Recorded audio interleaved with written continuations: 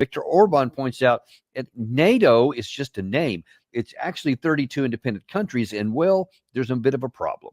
So who made the deal with President Trump? Somebody who has no legitimacy to do so. I don't know who will fulfill that agreement. So, yeah, he's saying, I didn't make any deal to buy weapons from Washington, D.C. and sell to Ukraine. Robert Fico made nearly the identical argument, I think the day before.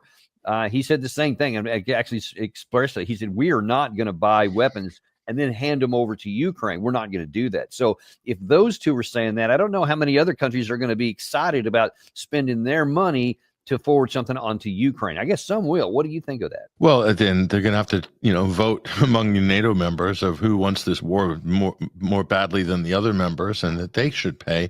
But of course, that's not how it works. So Orban's flagged up a basic thing when Trump speaks of NATO, he's speaking of it like it's an organization with an arms budget.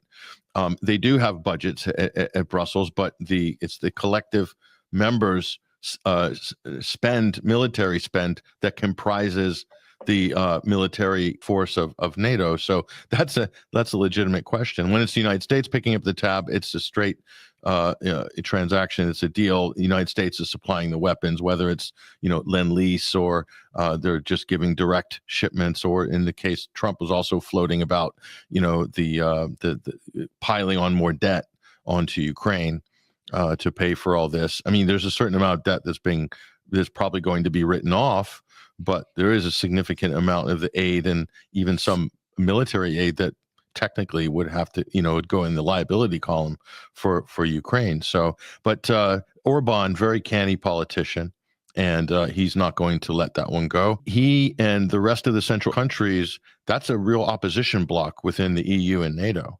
They're right on the front line, all those countries. And I think Romania would have been like that if there wasn't meddling in their election by USAID and the US. So, I mean, that's pretty much the whole of, the bordering countries of Ukraine. So what does that tell you? That tells you that everybody who's, furthest away from the conflict in Europe is the most vocal and hawkish. That's not going to work.